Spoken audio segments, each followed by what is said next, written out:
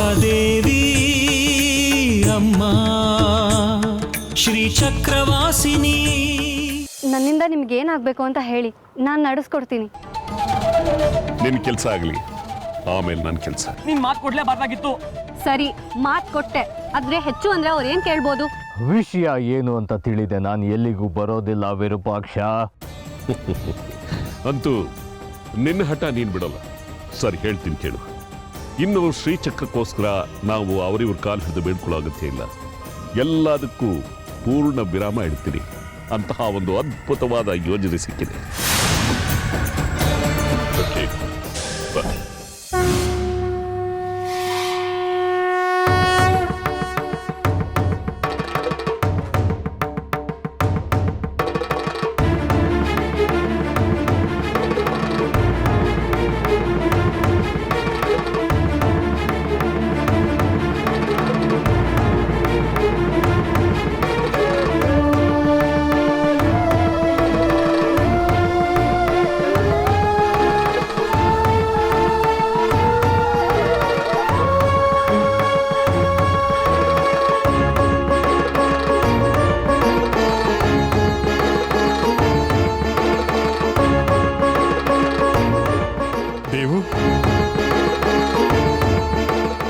ಎಷ್ಟು ದಿವಸ ಆಗಿತ್ತು ನಿನ್ನ ನೋಡಿ.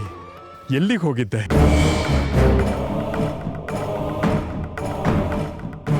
ನಮ್ಮನ್ನೆಲ್ಲ ಮರ್ತೇ ಬಿಟ್ಟಿದ್ಯೋ ಏನೋ ನೀನು. ನಿಮ್ಮನ್ನು ಹೇಗೆ ಮರೆಯೋಕ್ಕಾಗುತ್ತೆ? ಲಲಿತಕ್ಕ ಅವಳ ಸಂಸಾರನ ಮರೆಯೋಕ್ಕಾಗುತ್ತಾ? ಹಾಗಿದ್ಮೇಲೆ ಮನೆಗೆ ಬಂದು ಹೋಗಿ ಮಾಡಬಾರ್ದಾ? ನಮ್ಮ ಜಾಜಿ ಮದುವೆ ಆಯ್ತು ಗೊತ್ತಾ? ನಾನು ಬಂದಿದ್ದೆ ಮದುವೆಗೆ, ಆದರೆ ನಿಮ್ಮ ತಾಯಿ ಅವಮಾನ ಮಾಡಿ ಕಳಿಸಿದ್ರು. ಹೌದಾ? ನನಗೆ ಈ ವಿಚಾರನೇ ಗೊತ್ತಾಗ್ಲಿಲ್ಲ. ಕ್ಷಮಿಸ್ಬಿಡಪ್ಪ. ಮತ್ತೆ ನೀ ಹೇಗಿದೀಯಾ? ನಾನು ಚೆನ್ನಾಗಿದ್ದೀನಿ. ನೀವು ಹೇಗಿದ್ದೀರ? ಲಲಿತಕ್ಕ ಹೇಗಿದ್ದಾಳೆ? ಎಲ್ಲ ಚೆನ್ನಾಗಿದ್ದೀವಪ್ಪ. ನಿನ್ನನ್ನು ನೋಡಿ ತುಂಬಾ ಸಂತೋಷ ಆಯ್ತು. ಯಜಮಾನ್ರೆ, ಇರ್ಲಿ ಶೇಖರಿ, ನಾವು ಒಂದೇ ಊರಿನವರು, ನೆರೆಹೊರೆಯವರು, ಒಂದೇ ದೇವಸ್ಥಾನಕ್ಕೆ ಸೇರಿದವರು.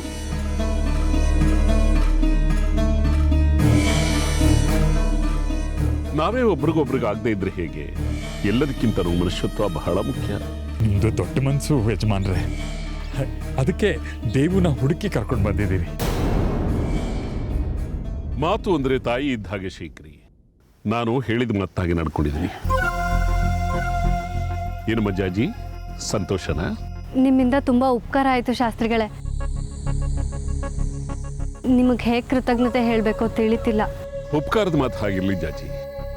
ನೀನು ಕೊಟ್ಟ ಮಾತು ನೆನಪಿದೆ ತಾನೆ?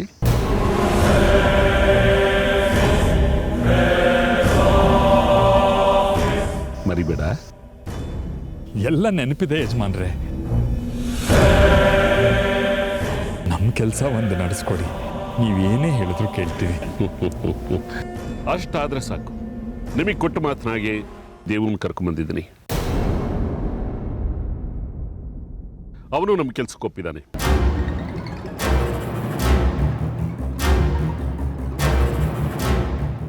ಇನ್ನು ನೀವು ನಿಮ್ಮ ವರ್ಷೆ ಬದಲಾಯಿಸೋ ಹಾಗಿಲ್ಲ, ಕೊಟ್ಟ ಮಾತಿಗೆ ತಪ್ಪೋ ಹಾಗಿಲ್ಲ. ಎಲ್ಲಾದ್ರೂ ಉಂಟಾ ಯಜಮಾನ್ರೆ? ನಾನು ಕೊಟ್ಟ ಮಾತು ತಪ್ಪಿದ್ರೆ ನನ್ನ ಬಾಯಲ್ಲಿ ಹುಳ ಬೀಳಲಿ. ನಮ್ಮ ಕೆಲಸ ಒಂದು ನೆರವೇರಿದ್ರೆ ಸಾಕು. ನನಗೂ ಅಷ್ಟೇ. ನಿಮ್ಮ ಕೆಲಸ ಆದ್ರೆ ಆಯ್ತು, ಆಮೇಲೆ ನನ್ನ ಕೆಲಸ. ನೆನಪಿದೆಯಲ್ಲ? ನೆನಪಿದೆ ಶಾಸ್ತ್ರಿಗಳೇ. ಕೊಟ್ಟ ಮಾತಿಗೆ ತಪ್ಪದಿಲ್ಲ. ಅದೇನು ಅಂತ ಹೇಳಿ. ಶೇಖರಿ, ಬಾ ನನ್ನ ಜೊತೆ. ಶೇಖರಿ,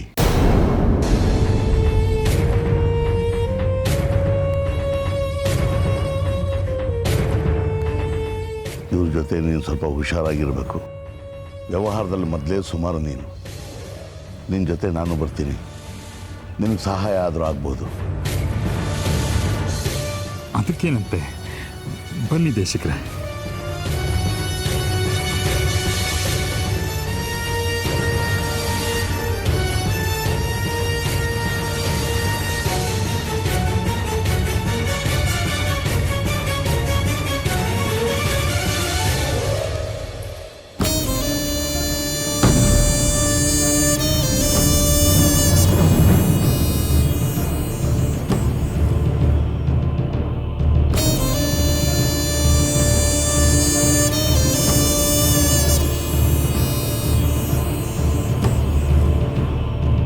ಶೇಖರಿ, ನಿನ್ನ ಯಾಕೆ ಹೀಗೆ ಬೇರೆ ಕರ್ಕೊಂಬಂದೆ ಅಂತ ಗೊತ್ತಾಯ್ತಾ? ಗೊತ್ತಿಲ್ಲ ಯಜಮಾನ್ರೆ, ನೀವೇ ಹೇಳಬೇಕು. ಆಗ್ಲೇ ಹೇಳಿದ್ನಲ್ಲ ಷರತ್ತು ಅಂತ, ಮಾತು ತಗೊಂಡಿದ್ನಲ್ಲ ಅದನ್ನು ಹೇಳೋದಕ್ಕೆ ಕರ್ಕೊಂಬಂದೆ. ಅದನ್ನ ಅಲ್ಲೇ ಎಲ್ರ ಮುಂದೆನೆ ಹೇಳ್ಬೋದಿತ್ತು ಅಲ್ವಾ? ಹಾ, ಹೇಳ್ಬೋದಿತ್ತು ದೇಶಿಕರೇ, ಸಮಸ್ಯೆ ಏನಿಲ್ಲ. ಆದ್ರೆ ಇದಕ್ಕೆ ಮೊದಲು ಶೇಖರಿ ಒಪ್ಬೇಕಾಗಿತ್ತು, ಆಮೇಲೆ ಮಿಕ್ಕವ್ರಿಗೆ ತಿಳಿಸ್ಬೇಕು ಅಂತಿದ್ದೆ. ಅದಕ್ಕೋಸ್ಕರ ಕರ್ಕೊಂಡ್ಬಂದೆ. ಇಲ್ಲ, ಇಷ್ಟಕ್ಕೂ ನಿಮ್ಮನ್ನು ನಾನು ಕರ್ತಿರ್ಲಿಲ್ಲ, ನೀವು ಬರೋ ಅವಶ್ಯಕತೆ ಇರಲಿಲ್ಲ ಇಲ್ಲಿಗೆ. ಇರ್ಲಿ ಬಿಡಿ ಯಜಮಾನ್ರೆ, ನಮ್ಮೂರೇ ಅಲ್ವಾ, ಇವರಿದ್ರೆ ನಮಗೇನು ತೊಂದರೆ ಇಲ್ಲ. ಹಾಗಂತ ಎಲ್ರನ್ನೂ ನಂಬಾರ್ದು ಶೇಖರಿ. ಈಗಿನ ಕಾಲದಲ್ಲಿ ಯಾರು ಹೇಗಿರ್ತಾರೋ ಏನೋ ಯಾರು ಗೊತ್ತು.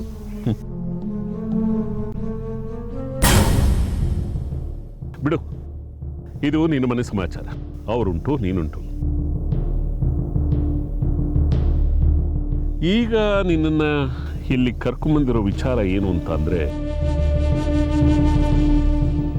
ಜಾಜಿಗೂ ಬಂಗಾರಿಗೂ ಮದುವೆ ಆಗಿದೆ. ಹೌದು ಯಜಮಾನ್ರೆ, ಏನೇನೋ ಆಗಿ ಅವರಿಬ್ರು ಮದುವೆ ಆಗ್ಬೇಕಾಯ್ತು. ಈ ವಿಷಯವಾಗಿ ನಿಮಗೂ ನಾನು ನಿರಾಸೆ ಮಾಡಿದೆ. ಬಿಡು ಶೇಖರಿ, ಅದನ್ನ ನಾನು ಮರೆತು ಯಾವುದೋ ಕಾಲ. ವಿಷಯ ಅದಲ್ಲ. ಈಗ ಅವರಿಬ್ಬರಿಗೂ ಮದುವೆ ಆಗಿದೆ. ಇನ್ನೊಂದು ವರ್ಷದಲ್ಲಿ ಅವರಿಬ್ಬರಿಗೆ ಒಂದು ಮಗುವೂ ಹುಟ್ಟುತ್ತೆ. ಅದು ವಿಧಿ ಸಂಕಲ್ಪ. ಹಾಗೆ ಹುಟ್ಟುವಂಥ ಮಗುನ ನೀನು ನನಗೆ ತಂದು ಕೊಡಬೇಕು.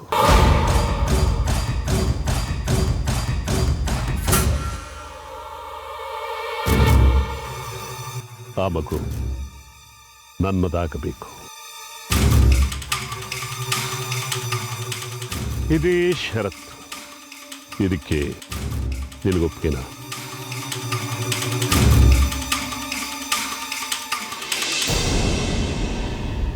ನಮ್ಮಿಬ್ರನ್ನೆಲ್ಲ ಬಿಟ್ಟು ಅಲ್ಲೋಗಿ ಮಾತಾಡುವಂಥದ್ದೇನಿತ್ತು? ಏನ್ ಮಾತಾಡ್ತಿರ್ಬಹುದು? ನನಗೂ ಗೊತ್ತಿಲ್ಲ ಕಣೋ, ಏನೋ ಮುಚ್ಚಿಡ್ತಿದ್ದಾರೆ ನಮ್ಮಿಂದ. ಅಲ್ಲ, ಏನ್ ಮಾತಾಡೋದಿದ್ರು ಇಲ್ಲೇ ಮಾತಾಡ್ಬೋದಿತ್ತಲ್ವಾ? ನನಗೆ ಮೊದಲೇ ಹೇಳಿದೆ ಆ ವಿರೂಪಾಕ್ಷಿ ಶಾಸ್ತ್ರಗಳು ಸರಿ ಇಲ್ಲ ಅಂತ. ಅವರೇ ನಿಮ್ಮ ಅಪ್ಪನ ಕರ್ಕೊಂಡು ಹೋಗಿದ್ದು. ಇನ್ನೇನು ತಲೆ ಕೆಡಿಸ್ತಾರೋ ಏನೋ. ಇದೇನು ಮಾತು ಅಂತ ಆಡ್ತಿದ್ದೀರಿ ಶಾಸ್ತ್ರಿಗಳೇ? ಇದೇನು ಮಕ್ಕಳಾಟನ? ಯಾರ್ದೋ ಮಕ್ಕಳನ್ನ ಇನ್ಯಾರಿಗೋ ಕೊಡೋಕೆ? ಇದು ನಿಮಗೆ ಸಂಬಂಧಪಡದೇ ಇರೋ ವಿಚಾರ. ಇದ್ರಲ್ಲಿ ನೀವು ತಲೆ ಹಾಕಬೇಡಿ, ಸುಮ್ಮನೆ ಇದ್ದು ಬಿಡಿ. ನೀವೇನು ಬೇಕಾದರೂ ಅನ್ಕೊಳ್ಳಿ ಶಾಸ್ತ್ರಿಗಳೇ. ಜಾಜಿ ಮಗುನ ನಿಮಗೆ ಕೊಡಬೇಕು ಅಂತಂದ್ರೆ ಹೇಗೆ ಹೇಳಿ? ಆಡೋ ಮಾತುಕೊಂದು ಅರ್ಥ ಬೇಡವೆ? ಇದಕ್ಕೆ ಸುತರಾಮ್ ನಾನು ಒಪ್ಪೋದಿಲ್ಲ.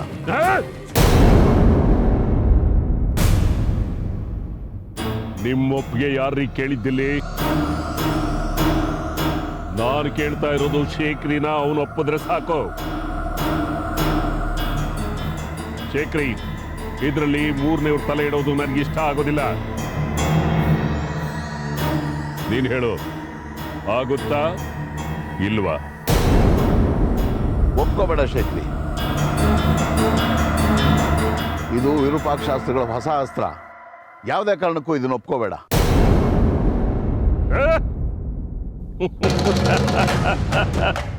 ಬೇಡ ಬಿಡ್ರಿ. ಇದರಿಂದ ನನಗೇನು ನಷ್ಟ ಇಲ್ಲ.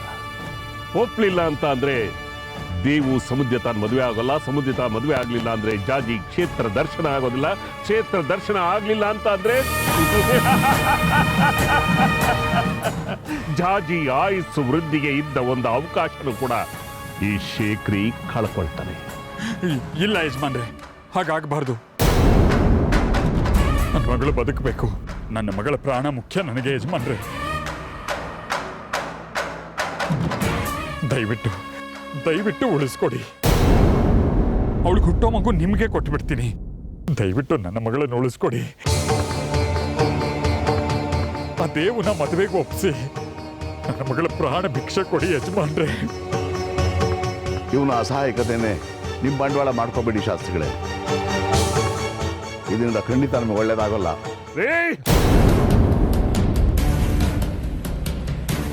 ಶೇಖರಿನೇ ಒಪ್ಪದ ಮೇಲೆ ನಿಮ್ದೇನ್ರಿ? ಶೇಖರಿ ಒಪ್ಪಿಲ್ಲ ಶಾಸ್ತ್ರಿಗಳೇ. ಜಾಜಿ ಅಲ್ಪಾಯುಷಿ ಅನ್ನೋ ವಿಷಯನ ಮುಂದಿಟ್ಕೊಂಡು ಅವನನ್ನು ಹೆದರಿಸಿ ನೀವು ಒಪ್ಪಿಸ್ತಿದ್ದೀರಾ.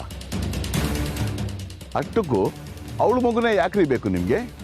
ಅವಳ ಮಗುನೇ ಯಾಕೆ ಬೇಕು?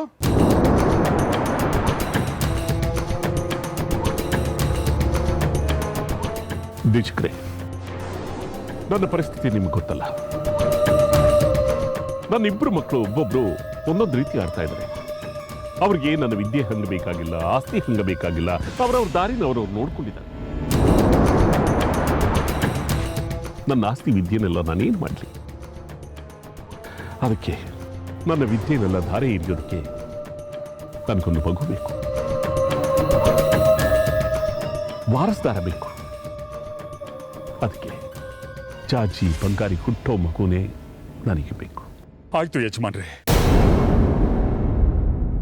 ನೀವು ಹೇಳಿದಾಗೆ ಆಗ್ಲಿ. ಜಾಜಿ ಮಗು ನಾನು ನಿಮಗೆ ಒಪ್ಪಿಸ್ತೀನಿ. ದಯವಿಟ್ಟು ಮದುವೆಗೆ ಒಪ್ಪಿಸಿ ದೇವನ್ನ. ನನಗೆ ನನ್ನ ಮಗಳ ಪ್ರಾಣ ಮುಖ್ಯ. ಅದಕ್ಕಾಗಿ ನಾನು ಏನು ಬೇಕಾದರೂ ಮಾಡೋಕೆ ಸಿದ್ಧ. ಶೇಖರಿ, ನೀನು ಆ ಮಗುನ ಇವ್ರಿಗೆ ಕೊಡೋಕೆ ಹೇಗೆ ಸಾಧ್ಯ? ಅದು ಜಾಜಿ ಬಂಗಾರಿ ಮಗು, ಅದು ಅವ್ರ ಹಕ್ಕು. ನಿನಗೇನು ಹಕ್ಕಿದೆ? ಹುಟ್ಟಿದೇ ಇರೋ ಮಗುಗಿಂತ ಕಣ್ಣು ಮುಂದೆ ಇರೋ ಮಗಳನ್ನ ಉಳಿಸ್ಕೊಳ್ಳೋದು ನನಗೆ ಮುಖ್ಯ. ಜಾಜಿ ಬಂಗಾರಿನ ನಾನು ಒಪ್ಪಿಸ್ತೀನಿ. ಶೇಖರಿ, ಇವ್ರ ಸಂಚು ನಿನಗೆ ಅರ್ಥ ಆಗ್ತಾ ಇಲ್ಲ. ನಿನಗೆ ಅದೇನಾದರೂ ಆಗಿರಲಿ ದೇಶಕ್ರೆ, ನನಗೆ ನನ್ನ ಮಗಳ ಪ್ರಾಣ ಉಳಿಸ್ಕೊಳ್ಳೋದೇ ಮುಖ್ಯ. ಯಜಮಾನ್ರೆ, ಜಾಜಿಗೆ ಹುಟ್ಟೋ ಮಗುನ ನಿಮಗೆ ತಂದು ಒಪ್ಪಿಸ್ತೀನಿ. ದಯವಿಟ್ಟು ಅವಳು ಕ್ಷೇತ್ರ ದರ್ಶನ ಮಾಡೋಕೆ ಸಹಾಯ ಮಾಡಿ. ನಿಮ್ಮ ಕೈ ಮುಗಿತೀನಿ. ಹಾಗಾದ್ರೆ ನನಗೆ ಪ್ರಮಾಣ ಮಾಡು.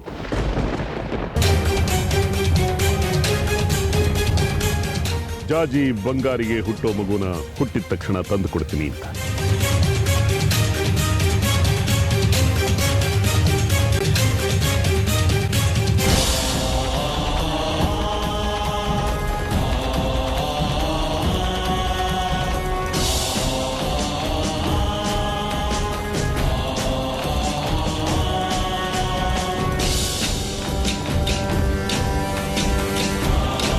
ಶೇಖರಿ, ನನ್ನ ಮಾತು ಕೇಳು.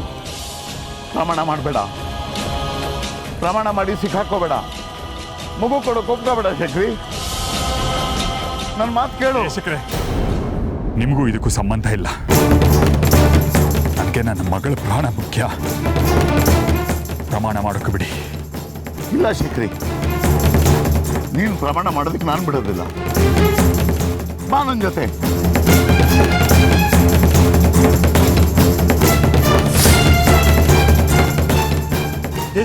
ದೇಶಕ್ರೆ ಬಿಡಿ ಕೈ. ಏನಿದು? ಏನಾಗಿದೆ ನಿಮ್ಗೆ? ಏನ್ ಮಾಡಕ್ ಹೊರಟಿದ್ದೆ ಶೇಖರಿ ನೀನು? ಎಂಥ ಪಾಪದ ಕೆಲಸ ಮಾಡಕ್ ಹೊರಟಿದ್ದೇನೋ ಅರಿವಿದ್ಯಾ ನಿನಗೆ? ಏನಾಗಿದೆ ನಿನ್ ಬುದ್ಧಿಗೆ? ತುಕ್ಕಿ ಹಿಡಿದಿದ್ಯೇನೋ? ನಾನು ಇನ್ನೇನು ಮಾಡ್ಲಿ ದೇಶಕ್ರೆ? ನನಗೆ ಬೇರೆ ಯಾವ ದಾರಿ ಇದೆ ಹೇಳಿ? ದೇವು ನಾ ಸಮುದ್ರದ ಮದುವೆ ಆಗ್ಬೇಕು ಅಂದ್ರೆ ಜಾಜಿ ಮಗುನ್ ಕೊಡ್ಬೇಕಂತೆ. ಜಾಜಿ ಮಗು ಕೊಡದೆ ಇದ್ರೆ ಮದುವೆ ಆಗೋಲ್ಲ.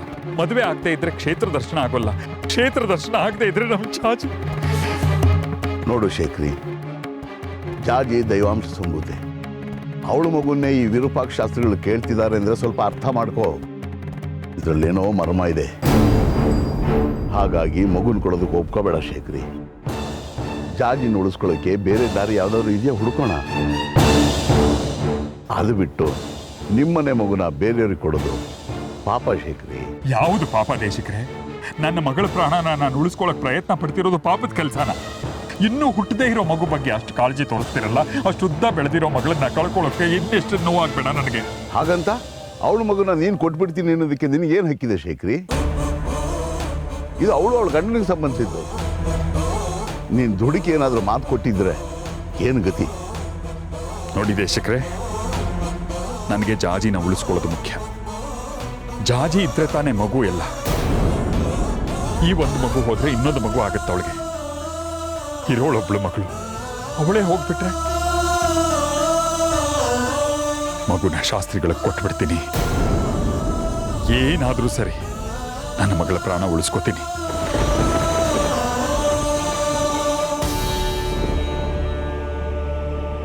ನೀನ್ ಏನ್ ಮಾಡಕ್ ಹೊರಟಿದ್ಯಾ ಅಂತ ಗೊತ್ತಾಗ್ತಿಲ್ಲ ವಿರೂಪಾಕ್ಷ. ಇದರಲ್ಲಿ ಹೊಸದಾಗಿ ಗೊತ್ತಾಗುವಂಥದ್ದು ಏನಿದೆ ಕಡ್ಕಿ? ಎಲ್ಲ ನಿನ್ನ ಮುಂದೆ ಮಾತುಕತೆ ಆಯ್ತಲ್ಲ. ಹೌದು, ಮಾತುಕತೆನೂ ಆಯ್ತು. ಅವಳಿಗೆ ಹುಟ್ಟೋ ಶ್ರೀಚಕ್ರ ಸ್ವರೂಪಿ ಮಗು ನಮ್ಗೆ ಕೊಡ್ಬೇಕಂತಾನೂ ಆಯ್ತು. ಮತ್ತೆ ಇನ್ನು ಏನ್ ಸಂಶಯ ನಿನಗೆ? ನಿನ್ನ ಮತ್ತೆ ಅವ್ರ ಮಧ್ಯೆ ಏನೋ ಒಂದು ಒಪ್ಪಂದ ಆಗಿದೆ. ಆ ಪ್ರಕಾರ ನೀನ್ ಅವ್ರ ಕೆಲಸ ಮಾಡಿಕೊಟ್ರೆ ಶ್ರೀಚಕ್ರ ಸ್ವರೂಪಿ ಮಗು ಅವ್ರು ನಿನ್ಗೆ ಕೊಡ್ತಾರೆ. ಹೌದು ತಾನೆ? ಹೌದು. ಹಾಗಿದ್ದ ಮೇಲೆ ನಿನ್ನಿಂದ ಅವ್ರಿಗೆ ಆಗ್ಬೇಕಾಗಿರೋ ಕೆಲಸ ಏನು ವಿರೂಪಾಕ್ಷ? ನಾನ್ ಯಾವ ಕೆಲ್ಸಕ್ಕೆ ಒಪ್ಪಿದ್ದೀನಿ ಅಂತ ಅವ್ರ ಹತ್ರ ಹೇಳ್ದೆ. ಅದೆಲ್ಲ ಹೋಗ್ತಾ ಹೋಗ್ತಾ ನಿನ್ಗೆ ಅರ್ಥ ಆಗುತ್ತೆ. ಇಲ್ಲ, ನೀನ್ ನನಗೆ ಹೇಳಲೇಬೇಕು. ಸಾಕು ಮಾಡ್ ಕಡ್ಕಿ. ಪ್ರಶ್ನೆ ಮೇಲೆ ಪ್ರಶ್ನೆ ಕೇಳ್ತಾ ಇದ್ಬೇಡ. ಈಗಾಗಲೇ ನನ್ನ ತಲೆ ಕೆಟ್ಟು ಹೋಗಿದೆ. ನಾನು ವ್ಯವಸ್ಥಿತವಾಗಿ ಶ್ರೀಚಕ್ರ ಪಡೆಯೋದಕ್ಕೆ ಏನೇನು ತಂತ್ರಗಳನ್ನ ಹೂಡಿದ್ದೋ ಅದನ್ನೆಲ್ಲ ದೇಶಕರು ಹಾಳು ಮಾಡ್ಬಿಟ್ರು. ನನ್ಗೆ ಅಂಟು ಕೊಡೆಯಾಗಿ ನಿಂತುಬಿಟ್ರು. ಇನ್ನೇನ್ ಶೇಖರಿ ಒಪ್ಕೋಬೇಕು ಅಷ್ಟರಲ್ಲಿ ತಪ್ಪಿಸ್ಬಿಟ್ರು. ಆ ತಲೆ ಬಿಸಿಲು ನಾನಿದ್ರೆ ನೀನು ಬೇರೆ. ನೋಡ್ ಕಡ್ಕಿ, ನಾನು ಏನೇ ಮಾಡಿದ್ರು ನಮ್ಮಿಬ್ರು ಒಳ್ಳೇದಕ್ಕೋಸ್ಕರ ಮಾಡ್ತಾ ಇದ್ದೀನಿ, ಅಷ್ಟ ತಿಳ್ಕೋ ಸಾಕು. ಇಲ್ಲ ವಿರೂಪಾಕ್ಷ, ಈಗಲೇ ಅದೇನಂತ ನನಗೆ ಗೊತ್ತಾಗ್ಬೇಕು. ಸರಿ, ಸಮಯ ಬಂದಾಗ ಹೇಳ್ತೀನಿ. ಸಮಯ ಯಾವಾಗ ಬರುತ್ತೆ ವಿರೂಪಾಕ್ಷ? ಕಡ್ಕೆ, ಅನವಶ್ಯಕವಾಗಿ ಮಾತಾಡಿ ನನ್ನ ತಲೆ ತಿನ್ನಬೇಡ. ಶೇಖರಿ ಜಾಜಿ ಮಗುನ್ ಕೊಡ್ತೀನಿ ಅಂತ ಹೇಳಿದಾರೆ, ಹಾಗಂತ ಪ್ರಮಾಣನು ಮಾಡ್ತಾರೆ. ಅದು ಹೇಗೆ ಪ್ರಮಾಣ ಮಾಡಿಸ್ಕೋಬೇಕು ಅದ್ರ ಬಗ್ಗೆ ಯೋಚನೆ ಮಾಡು. ಗಾಯನ ಕೆರೆದು ಹುಣ್ಣು ಮಾಡ್ಕೋಬೇಡ, ಅದು ಒಳ್ಳೇದಲ್ಲ.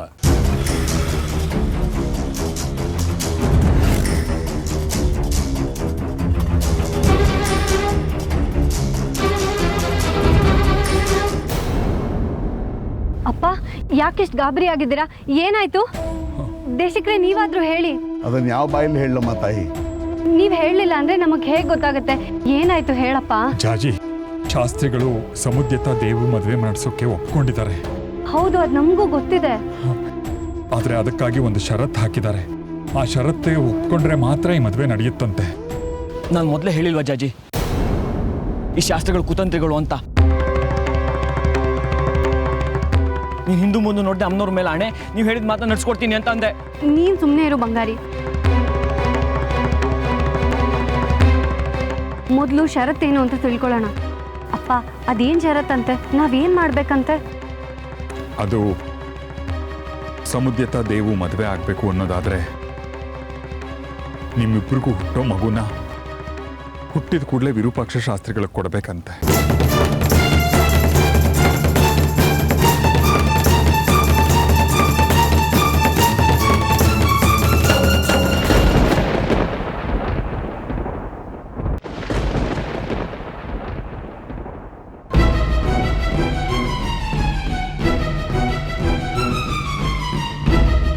ಕ್ಷೇತ್ರ ದರ್ಶನ ಆಗಬೇಕು ಅಂದ್ರೆ ಈ ಕೆಲಸ ಮಾಡಲೇಬೇಕು.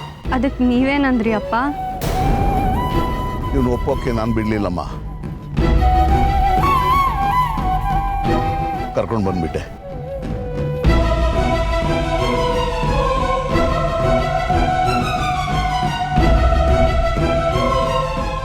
ಯಾಕೆ ಸುಮ್ಮನಾದೆ ಜಾಜಿ? ಮಾತಾಡು. ಏನು ಅಂತ ಮಾತಾಡ್ಲಿ ದೇಶಕ್ರೆ? ಇಂಥ ವಿಷಮ ಪರೀಕ್ಷೆ ಎದುರಾಗಿರುವಾಗ. ವಿಷಮ ಪರೀಕ್ಷೆಗಳು ಬರೋದು ಸಜ್ಜನರಿಗೆ ಮಗಳೇ. ಅಮ್ಮನವರು ನಿನಗೆ ಪರೀಕ್ಷೆ ಒಡ್ಡಿದ್ದಾರೆ. ನಿನಗೆ ನಿನ್ನ ವೈಯಕ್ತಿಕ ಹಿತಾಸಕ್ತಿ ಮುಖ್ಯನೋ ಅಥವಾ ಅಮ್ಮನವ್ರ ಕೆಲಸವ ಮುಖ್ಯನೋ ಅನ್ನೋ ಪರೀಕ್ಷೆ. ಅಂದ್ರೆ ನಿಮ್ಮ ಮಾತಿನ ಅರ್ಥ ಏನಪ್ಪ? ನನ್ನ ಮಗುನ್ ನನ್ನ ಹತ್ರ ಇಟ್ಕೊಳ್ಳೋದು ನನ್ನ ವೈಯಕ್ತಿಕ ಹಿತಾಸಕ್ತಿನ? ಅದ್ ನನ್ ಸ್ವಾರ್ಥ ಆಗತ್ತಾ? ಅಮ್ಮನವ್ರ ಕೆಲಸ ಬಿಟ್ಟು ಎಲ್ಲವೂ ಸ್ವಾರ್ಥವೇ. ಅಂದ್ರೆ ನನ್ನ ಮಗುನ ವಿರೂಪಾಕ್ಷ ಶಾಸ್ತ್ರಿಗಳಿಗೆ ಕೊಟ್ಬಿಡು ಅಂತೀರಾ? ಅದು ಬಿಟ್ಟು ಬೇರೆ ದಾರಿ ಇಲ್ಲ ಮಗಳೇ. ಸರಿ